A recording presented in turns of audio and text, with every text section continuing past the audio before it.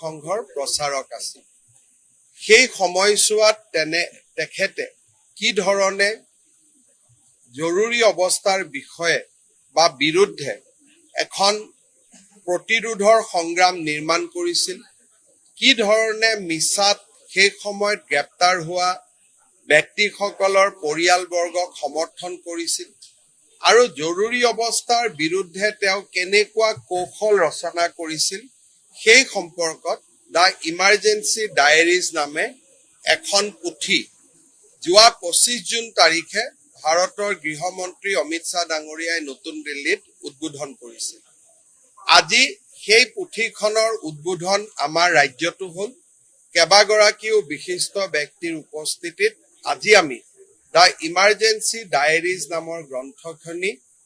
অসমৰ বাবে উদ্বোধন কৰি ৰাইজে যাতে তাক পঢ়িব পাৰে তাৰ বাবে আমি ব্যৱস্থা কৰিছো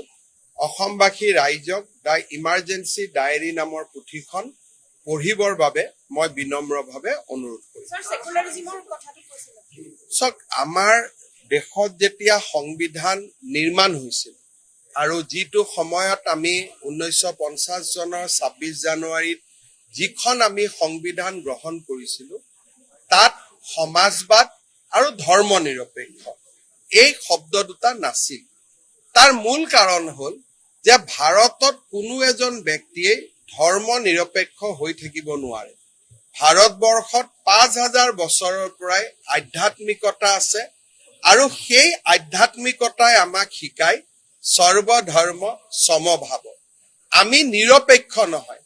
আমি সমান ভাৱ ৰাখো সেইবাবে আমাৰ যিটো সেকুলাৰিজম সেয়া পশ্চিমীয়া দেশতকৈ বেলেগ ঠিক সেই ধৰণে অৰ্থনৈতিকভাৱে আমি কেতিয়াও সমাজবাদী নহয়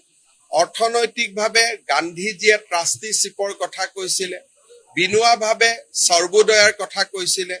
দীনদয়াল উপাধ্যায়ে অন্ত্যোদয়ৰ কথা কৈছিলে অৰ্থাৎ দৰিদ্ৰজনক সন্মুখলৈ লৈ আহা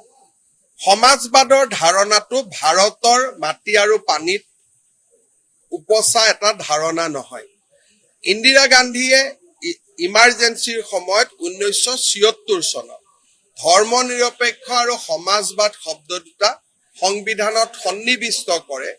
যি ভাৰতীয় চিন্তাৰ পৰিপন্থী ভাৰতীয় সংবিধানৰ 14 নম্বৰ অনুচ্ছেদ ৰাষ্ট্ৰই কাকো পৃথকে চাব নোৱাৰিব বুলি উল্লেখ কৰি ধৰ্ম নিৰপেক্ষতাৰ এক বিশাল স্তম্ভ নিৰ্মাণ কৰি থৈ গৈছিল কিন্তু তাৰ পিছতো এই দুইটা শব্দৰ ব্যৱহাৰে আমাৰ দেশখনক পশ্চিমীয়া দেশৰ কাষলৈ ওচৰ চপাই লৈ গ'ল আৰু আমাৰ ৰাষ্ট্ৰৰ নিজৰ চিন্তাধাৰাৰ পৰা আমি আঁতৰি গ'লো সেইবাবে আমি কেন্দ্ৰীয় চৰকাৰক অনুৰোধ জনাম যে ভাৰতৰ সংবিধান যি ধৰণে অম্বেদকাৰ ডাঙৰীয়াই ৰচনা কৰিছিল ডক্টৰ ৰাজেন্দ্ৰ প্ৰসাদৰ নেতৃত্বত যি ধৰণে সংবিধানখন গ্ৰহণ কৰা হৈছিল সংবিধানৰ প্ৰস্তাৱনা তেনেকৈ থাকিব দিয়া উচিত জৰুৰী অৱস্থাৰ সময়ত সংযোজিত শব্দ দুটা সংবিধানৰ পৰা বাদ দিয়াৰ সময় সমাগত যিকোনো খবৰৰ বাবে যোগাযোগ কৰক 7099017330 লগতে 7099017110 নম্বৰত